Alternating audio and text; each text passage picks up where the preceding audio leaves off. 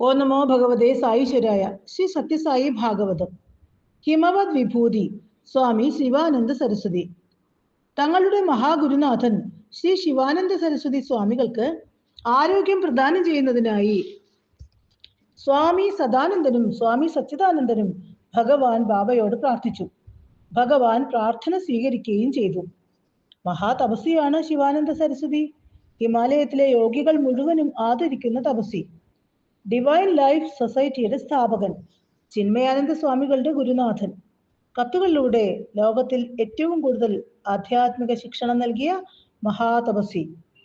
1957 July 14 Chennai Delhi വഴി 22 ഭഗവാൻ ബാബ ഋഷികേശിലെത്തി. ഭഗവാനെ സ്വീകരിക്കാനായി ശിവാനന്ദ സരസ്വതികൾ ഋഷികേശിലേക്ക് ശിഷ്യഗണങ്ങളെ അയച്ചിരുന്നു. ഭഗവാൻ ആശ്രമത്തിലെത്തിയപ്പോൾ തൊഴുകയോടെ ആ മഹാസന്യാസി ഭഗവാനെ സ്വീകരിച്ചു. ഉയർത്തിയ കൈകളോടെ ഭഗവാൻ അദ്ദേഹത്തെ അനുഗ്രഹിച്ചു. ആശ്രമത്തിൽ നടന്ന സമ്മേളനത്തിൽ ഭഗവാൻ അരുളി, നിങ്ങൾ ശ്രദ്ധിച്ചു കാണും, ഓരോ നദിയും ജന്മം കൊണ്ടത് സമുദ്രത്തിൽ നിന്നും. അവ മുന്നിലെ തടസ്സങ്ങൾ തട്ടി നീക്കി സമുദ്രത്തിലേക്ക് തന്നെ കുതിക്കുന്നു, തങ്ങളുടെ പിറപ്പിടത്തിലേക്ക്. അതുപോലെ മനുഷ്യവംശം തിരിച്ചറിയണം, തങ്ങൾ വന്നത് ഈശ്വരനിൽ നിന്നും ഈശ്വരനിലേക്ക് തന്നെ തിരിച്ചെത്തണം. ഭഗവാൻ എന്ന പദം ഭഗവാൻ എന്നിങ്ങനെ പിരിക്കാം. അതായത് സൃഷ്ടി, സ്ഥിതി, ലയം. ഭഗവാൻ എന്നാൽ സൃഷ്ടി, സ്ഥിതി, സംഹാരകൻ എന്ന് സാരം. ഇത് മൂന്നും ഭഗവാന്റെ നിയന്ത്രണത്തിൽ. ഇതാണ് എൻ്റെ രഹസ്യം. എൻ്റെ ഭക്തന്മാരുടെ സന്തോഷത്തിനായി ഞാൻ ചിലത് സൃഷ്ടിക്കുന്നു, അവർക്ക് സമ്മാനിക്കുന്നു. പിതാവ് മക്കൾക്ക് മധുരം വിതരണം ചെയ്യും പോലെ ഞാനവ സമ്മാനിക്കുന്നത് എൻ്റെ ഭക്തന്മാർ ക്ലേശങ്ങളിൽ പെടുമ്പോൾ അവരെ സഹായിക്കുന്നതിന് വേണ്ടിയാണ്, അവർ ക്ലേശങ്ങൾ മറികടക്കാൻ വേണ്ടിയാണ്.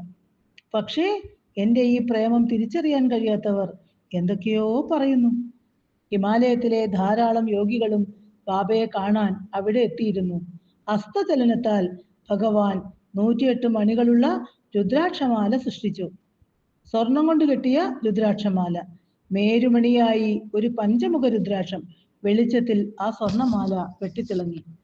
വിസ്മയിച്ചു നിൽക്കുന്ന യോഗികളുടെ മുന്നിൽ ഭഗവാൻ തൃക്കരം ചലിപ്പിച്ച് വിഭൂതി സൃഷ്ടിച്ച് ശിവാനന്ദ സ്വാമികളുടെ നെറ്റിയിൽ തൊടുവിച്ചു. സർവജ്ഞനും സർവശക്തനുമായ ഭഗവാനാണ് തങ്ങൾക്കൊപ്പം ഉള്ളതെന്ന് യോഗികൾ മനസ്സിലാക്കി. പിറ്റേ ദിവസം പണ്ഡിതരായ കുറച്ച് യോഗികൾ ഭഗവാനുമായി സംവദിച്ച് ആധ്യാത്മിക കാര്യങ്ങളിലെ സംശയം തീർത്ത് വ്യക്തത നേടി. ഭഗവാൻ അരുളി, നമ്മുടെ ജനതയിൽ സനാതന ധർമ്മത്തിന്റെ ബീജം വിതയ്ക്കണം, അതിന്റെ ആചരണങ്ങൾ പഠിപ്പിക്കണം.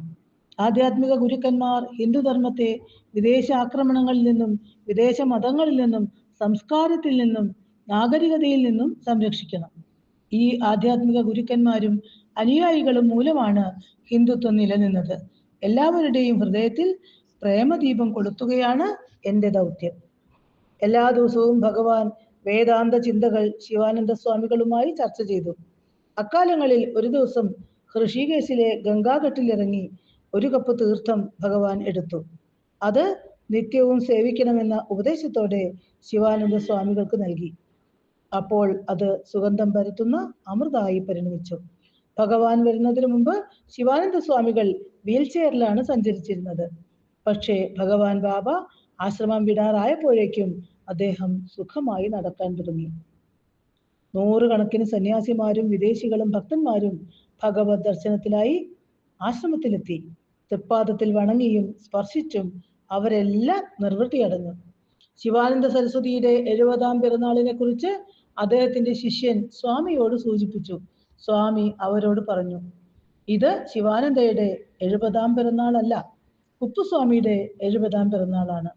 ശിവാനന്ദ സന്യാസം സ്വീകരിക്കും മുമ്പ് ഡോക്ടർ കുപ്പുസ്വാമിയാണ്. സന്യാസം സ്വീകരിച്ച് ശിവാനന്ദ എന്ന പേര് സ്വീകരിച്ചിട്ട് 26 വർഷമേ ആയുള്ളൂ. അതുകൊണ്ട് കുപ്പുസ്വാമിക്ക് പ്രായം 70, ശിവാനന്ദയുടെ പ്രായം 26.